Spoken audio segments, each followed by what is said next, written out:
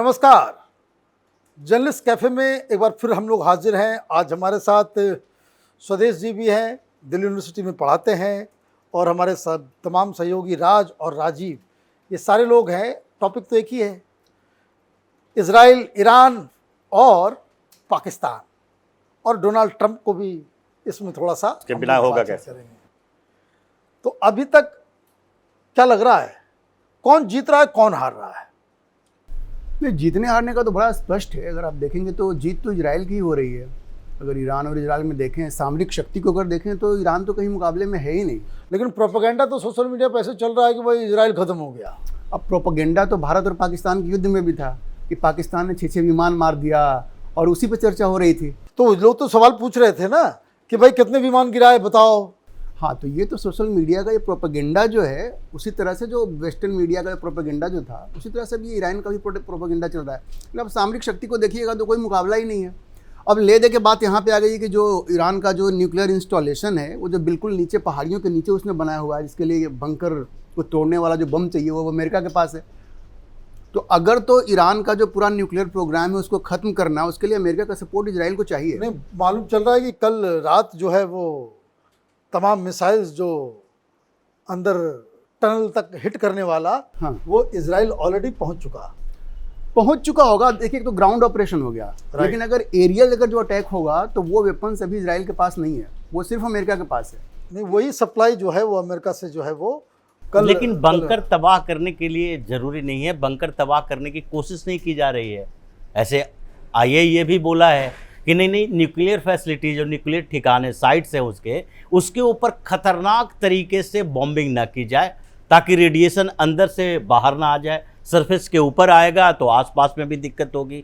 तो इसलिए अभी इजराइल भी देख रहा है, अमेरिका भी देख रहा है कि ईरान को धीरे धीरे उस मोड में लाया जाए जहां उसकी अकड़ खत्म हो। पहले तो ये अभी यही दिखाने की कोशिश में लगा हुआ है कि कम से कम ये हो जाए कि हम हारे नहीं।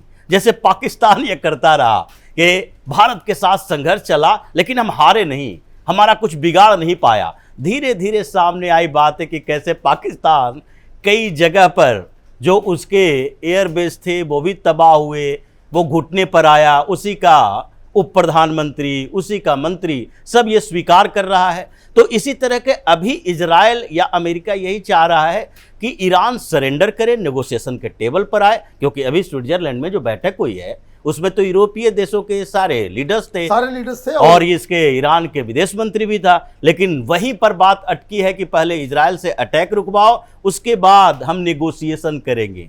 तो नेगोशिएशन बाद में ये करेगा नहीं, 1 दशक से नहीं कर पाया, तो अभी उसकी अकड़ तोड़नी है, उसके बाद धीरे धीरे आगे का काम होगा।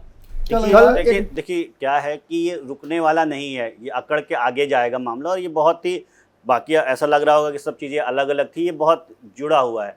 ईरान ने क्या किया था कि एक्सिस ऑफ रेजिस्टेंस बनाया था, जिसमें वो सीधी लड़ाई में नहीं रहेगा और इस्लामिक देशों का अगुवा बनेगा, लेकिन लड़ाएगा किसको? जो नॉन स्टेट एक्टर्स उसने खड़े किए। हौतीज़ को खड़ा किया, हिजबुल्लाह को खड़ा किया, हमास को खड़ा किया।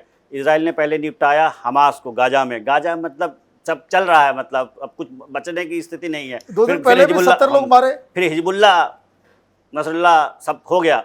फिर उसके बाद क्या कहते हैं, तो इस तरह जो ईरान ने कि हमको सीधी लड़ाई में ना शामिल हुए, बिना इजराइल को रोज रोज संकट देते रहना है, समस्या देते रहना है। पहले इजराइल ने वो संकट दूर कर लिया, और फिर उसको लगा कि फिर आ जाएगा ईरान, तो ईरान को लगा कि हम कर देंगे, तो उसने कहा बेटा अब तुम्हारे पास ही हम आ जाएंगे। तो सबसे पहले इसीलिए चीफ ऑफ आर्मी स्टाफ को निपटाया, डीजी को निपटाया, और फैसिलिटीज़ के पास चला गया कि जहाँ से तुम बात कह रहे हो।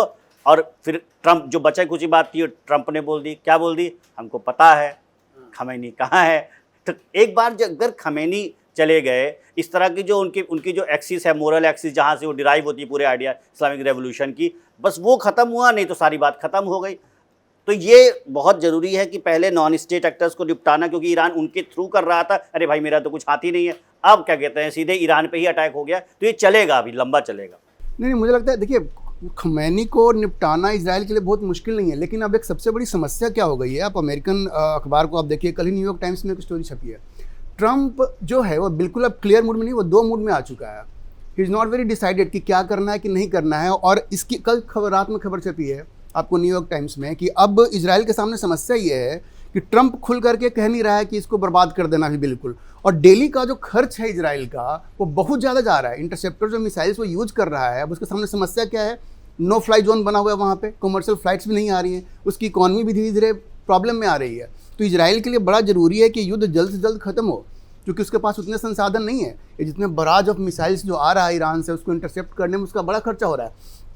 समस्या क्या है कि पुतिन ने भी बीच में धमकी दे दी है, और पुतिन और चीन मिल करके अब इसको सपोर्ट कर रहे हैं। जो हाइपरसोनिक मिसाइल्स जो ईरान यूज कर रहा है, वो खबर ये है, खबर क्या मतलब यही है, उसके पास तो है नहीं, ये सब रूस का ही दिया हुआ है। तो अगर इस तरह से लड़ाई खिंचता है तो इजराइल के लिए बड़ी मुश्किल होगी। देखिए, इजराइल इजराइल की समस्या तो है अगर इकोनॉमिकली, लेकिन उससे कम समस्या ईरान के लिए नहीं है। अरे ईरान के लिए तो है ही, लेकिन ईरान का दो ये जितना बड़ा पोर्ट है, चाबहार पोर्ट भी अभी वहां पर शिपिंग नहीं हो रही है। भारत के लिए समस्या आ रही है कि आपको रूट चेंज करना पड़ेगा, उसके सारे इकोनॉमिक कंडीशन खत्म है, तेल और गैस भेज नहीं रहा है, तो वो कहां से उठाएगा।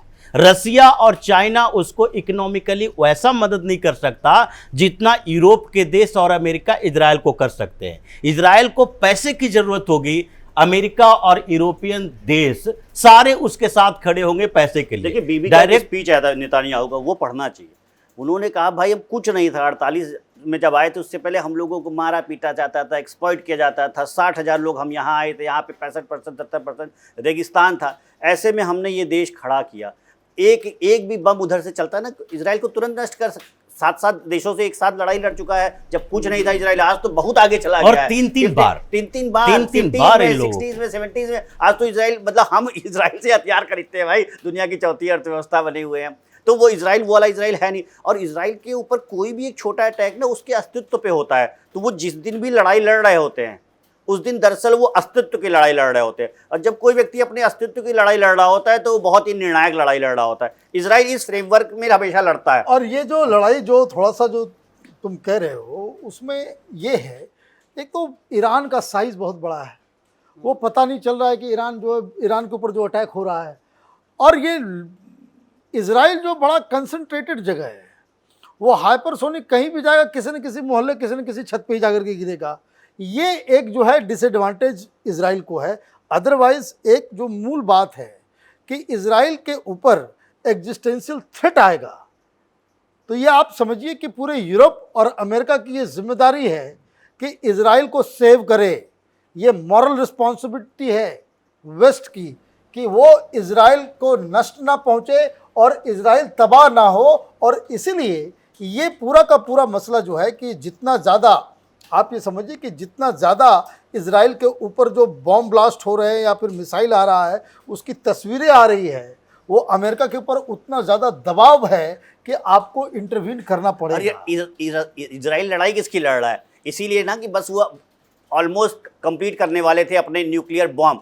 तो ईरान जो न्यूक्लियर बम बनाता उसका दरअसल तो अमेरिका से पूरा मामला होता है। एक बार वो पूरी तरीके से न्यूक्लियर पावर बन गया तो वेस्टर्न जो पूरे सिविलाइजेशन को जो चैलेंज कर रहा है उसको रोकने के लिए तो इजराइल ने किया नहीं। तो इस समय कोई तात्कालिक घटना थोड़ी हुई है ईरान के खिलाफ। समस्या तो एक ये भी है ना कि ट्रंप जो आ गया, अब तुलसी गैबर्ड है उसकी नेशनल इंटेलिजेंस के डायरेक्टर है, उसने पहले 2 दिन पहले ही कहा कि भाई वहाँ पे तो है नहीं, कोई न्यूक्लियर वेपन है नहीं। अब आप कह रहे हैं कि न्यूक्लियर वेपन है, हम उसको बर्बाद करेंगे। तो लेकिन तुलसी गैबार्ड ने तो फिर स्वीकार किया कि ये मेरी बातों को ही ट्विस्ट करके दे दिया गया। हमने तो कहा था कि ऑलमोस्ट वो तैयार है वो न्यूक्लियर बम बनाने के लिए। कल इंटरव्यू आया है वहाँ के किसी आर्मी ऑफिसर को, कोई जनरल, मैं नाम भूल रहा हूँ, उसके बहुत ही रिस्पेक्टेड जनरल है, उसने आकर के वर्दी में आकर के कह रहा है कि देखिए ये जो हर जगह न्यूक्लियर इंस्टॉलेशंस के ऊपर जो मारा जा रहा है, हमने सब कुछ पहले ही हटा दिया था। This is what they are claiming कि हमने सब कुछ हटा दिया, उसके बाद इजराइल ने उसके ऊपर, ये हमें 3 महीने से मालूम है कि वो अटैक होने वाला है, इसलिए हमने सब कुछ हटा लिया। और उसने ये भी कहा, ये जो डिफरेंस, बहुत सारे लोग ये एक नैरेटिव चला रहे हैं कि अमेरिका ने जैसे वेपन ऑफ मास डिस्ट्रक्शन का एक जो है बवाल क्रिएट करके इराक को ठोका, उसी तरीके के न्यूक्लियर बॉम्ब का ये करके जो है ये नैरेटिव है। व्हाट इज डिफरेंट, उस समय इराक बार बार ये कह रहा था कि हमारे पास कुछ नहीं है। वो अपने जो इंटरनेशनल जो टीम होती थी इन्वेस्टिगेटर्स, उसको वो अलाउ भी करता था कि आकर के ढूंढो कहाँ है केमिकल वेपन।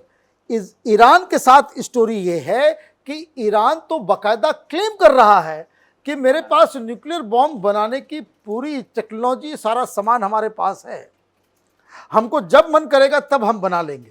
तो ये कहना कि भाई तुलसी गबार्ड ने ये कह दिया, वो कह दिया, लेकिन वो उस इंटरव्यू को देखिए, डोनाल्ड ट्रंप ने क्या कहा, शी इज रॉन्ग। नहीं भाई वो तो आप ही कैसे नहीं समझे। ये जो डोनाल्ड में जितनी मैं समझता हूँ उसने क्या कहा, आपके अपने डायरेक्टर ऑफ नेशनल वो आधे घंटे का इंटरव्यू है।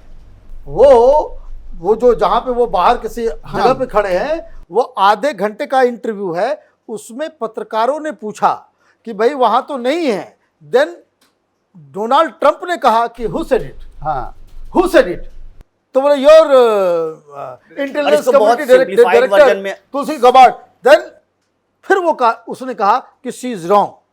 तो वो ये नहीं कि भाई तुलसी गबार्ड का कोई इन्फॉर्म डिबेट चल रहा है कि भाई उसने ये कहा और इसको ये तुलसी गबार्ड फिर आई सामने, हाँ, और उसने बोला कि हम तो ये पूरे इंटेलिजेंस रिपोर्ट हमारे पास है कि वो ऑलमोस्ट बनाने की क्षमता 1-2 सप्ताह के अंदर वो बना सकता है, ऐसी रिपोर्ट है। लेकिन ये प्रोपेगेंडा है, ये ध्यान रखो। ये जो है ना कि ये इक्विवेलेंट मतलब जो ड्रॉ करने की कोशिश की जा रही है ये इराक और ईरान में, विच इज नॉट देयर। मैं सिर्फ ये कह रहा हूँ कि ट्रंप का अपनी टीम के साथ ही जो कोऑर्डिनेशन होना चाहिए वो नहीं है। ये आपको लग रहा है, लेकिन बहुत सिंपल अगर आप देखिए एस्टैब्लिशमेंट को समझना पड़ेगा। यूएस एस्टैब्लिशमेंट, ट्रंप हो, बुश हो, बाइडेन हो, बाइडेन तो चलते दाएं थे, चले जाते थे बाएं। अमेरिका तो अमेरिका ही था, क्योंकि वहाँ पे एक डीप स्टेट काम करता है, वहाँ एक एस्टैब्लिशमेंट है, उसकी अपनी एक अंडरस्टैंडिंग है। जो वेस्टर्न सिविलाइजेशन को जो भी एक पैरेलल आके कोई इस्लामिक लीडर बनना चाहेगा ना, उसको निपटा देगा।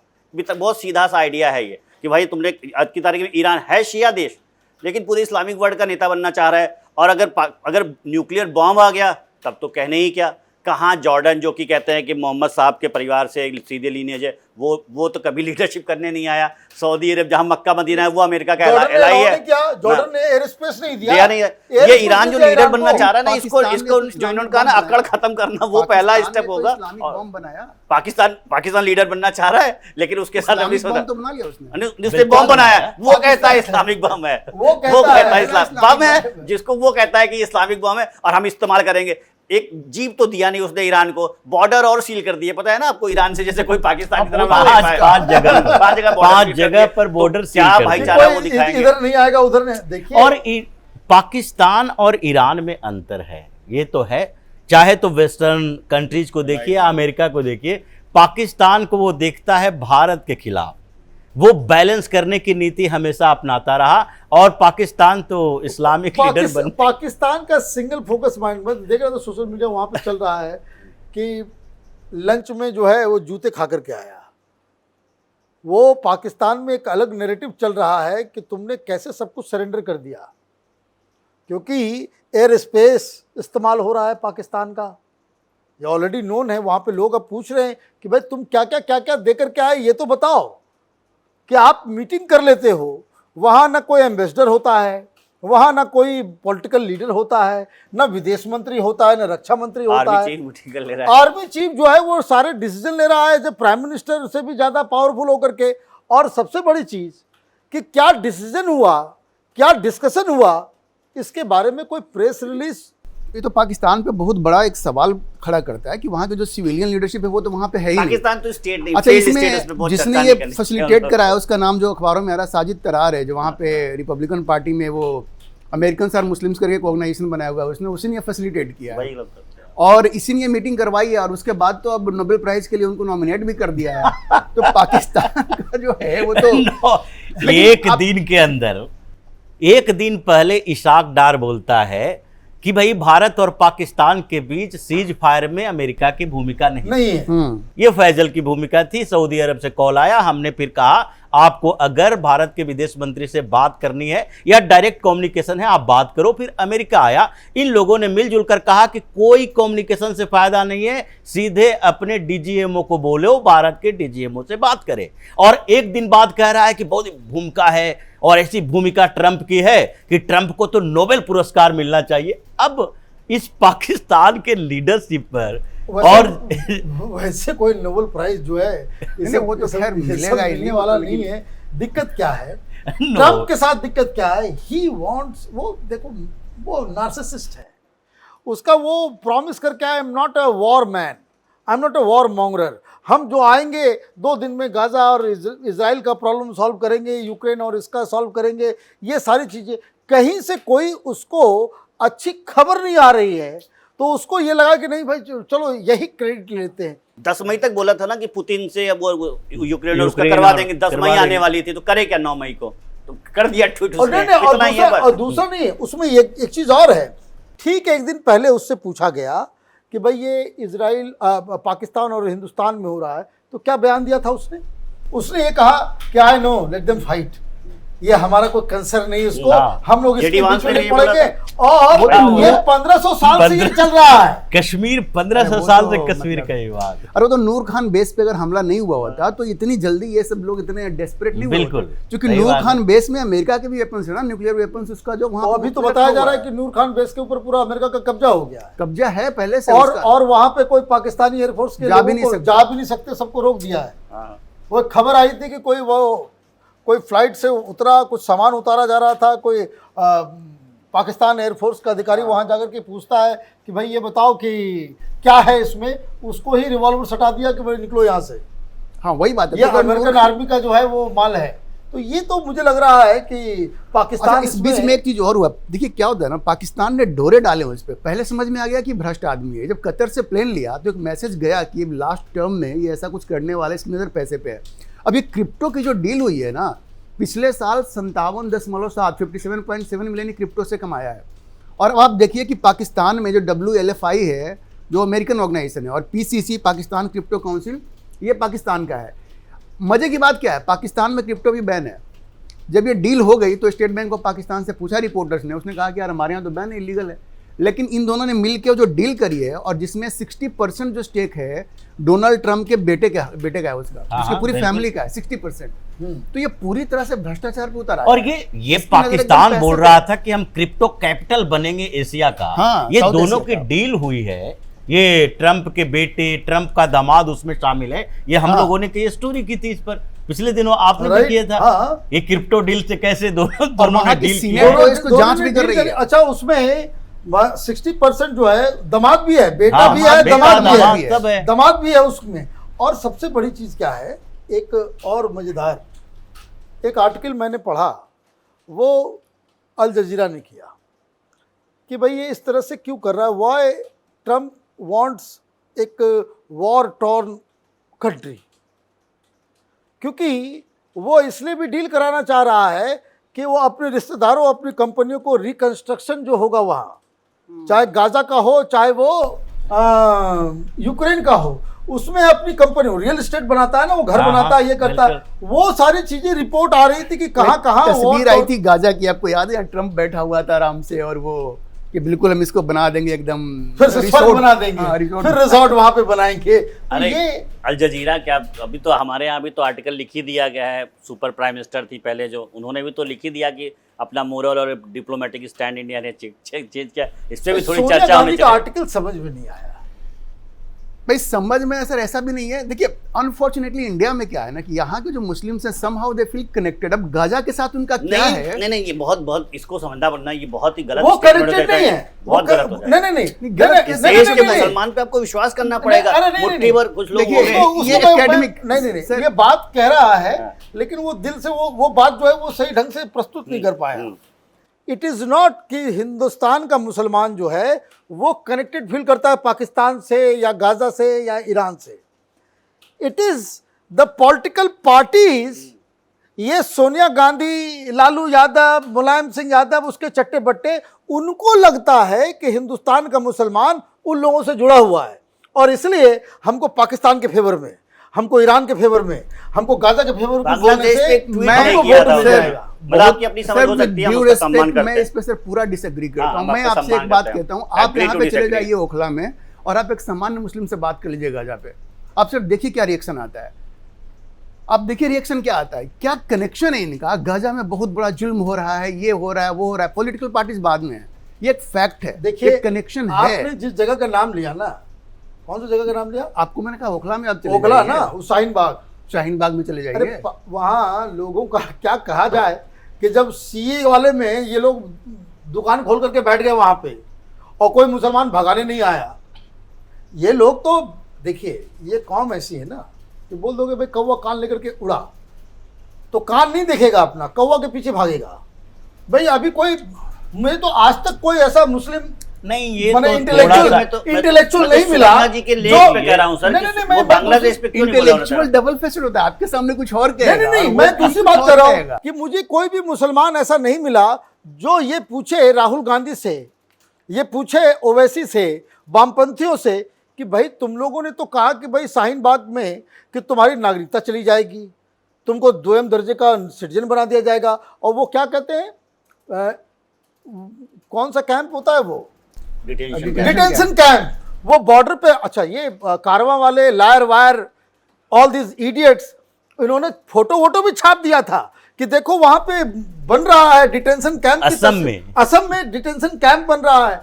भाई कितने मुसलमानों को डिटेंशन कैंप में डाला गया? डिटेंशन कैंप तो हर स्टेट में होता है। अरे भाई मैं वो नहीं बोल रहा, मैं वो नहीं पूछ रहा, मैं ये बोल रहा हूँ कि क्या किसी मुस्लिम इंटेलेक्चुअल ने, प्रोफेसर ने, आर्टिकल लिखने वाले ने, वकील ने, एनजीओ ने ये मुस्लिम रहनुमाओं से पूछा कि तुमने पूरे मुसलमान कौम को तुमने पागल बना दिया? ये सारे लोग आ गए बाहर खड़े होकर। लेकिन क्यों करेंगे सवाल?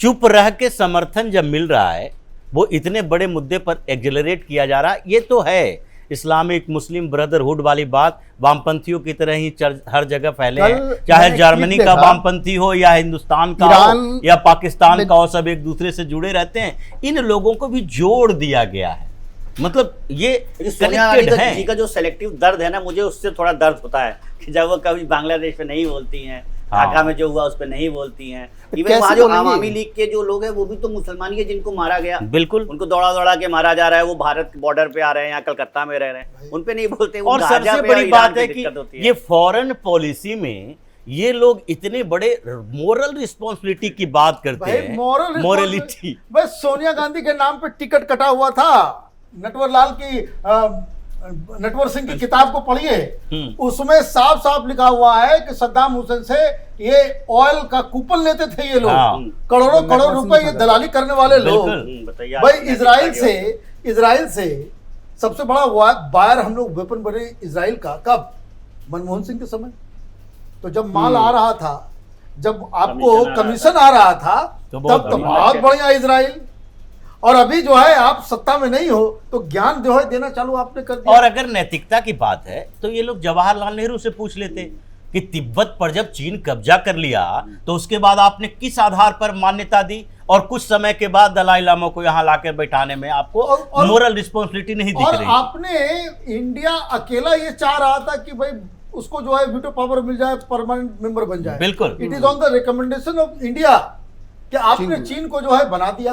किस लेगेसी की बात कर रहे हैं फॉरेन पॉलिसी में? सोनिया जी को भी देखना चाहिए। अच्छा, अभी एक चीज आपने कहा ना कि सोनिया गांधी को क्या इसमें है, समझ में नहीं आता है। अभी मैंने देखा कि ईरान में कुछ बच्चे जो फंसे हुए हैं, उनका फादर वो क्या कह रहा है, मैं तो चाहता हूँ कि मेरे बच्चे वहाँ शहीद हो जाएं, वो सीधे जन्नत में जाएंगे। अब आप कैसे जन्नत का दरवाजा खुला हुआ है? आपने कहा पॉलिटिकल लीडर्स बोलते हैं, मैं कहता हूं ये तो वैसे ही लोग हैं जो अपने बच्चे को यहाँ से ISIS में भेजते हैं।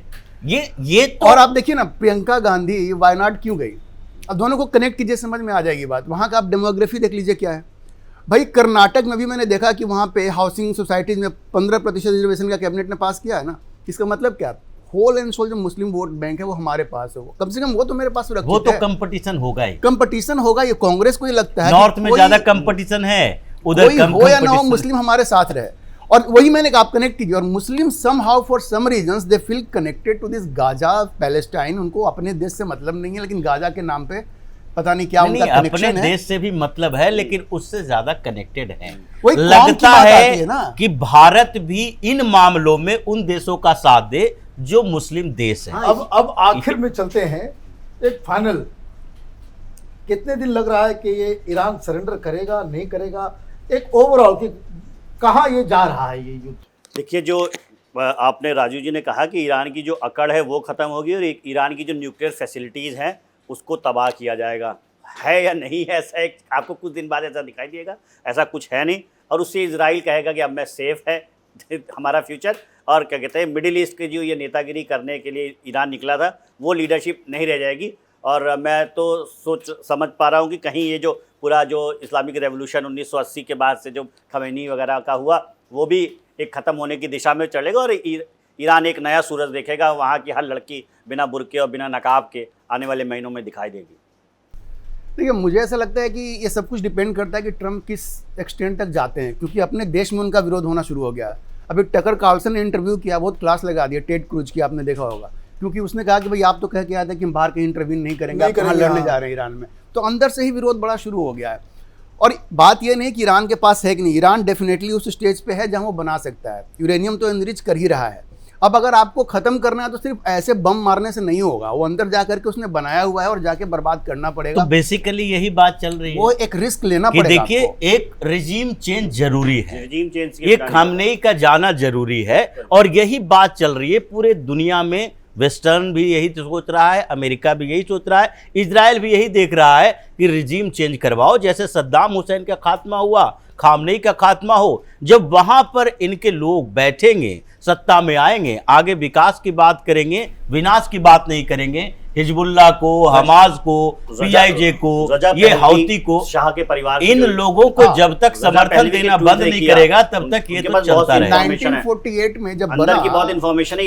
ईरान में खलबली मची हुई है बहुत बुरी तरीके से। रजा पहलवी, मेरा मिलना भी हुआ था लास्ट ईयर वॉशिंगटन में उनसे, वो जाहिर शाह के परिवार से ही हैं। तो वो बता रहे कि दरअसल वहाँ की सोसाइटी में, इवन इस्टेब्लिशमेंट में, ब्यूरोक्रेसी में, आर्मी में, सब जगह कैसे चीज़ें बदल रही हैं और बहुत खलबली मची हुई है। किसी समय कुछ भी हो सकता है जनता ही जाके कहे भाई साहब अच्छा खमैनी को जैसे तो इसी को निपटा देते हैं, किया है पहले लोगों ने, कुछ भी हो सकता है।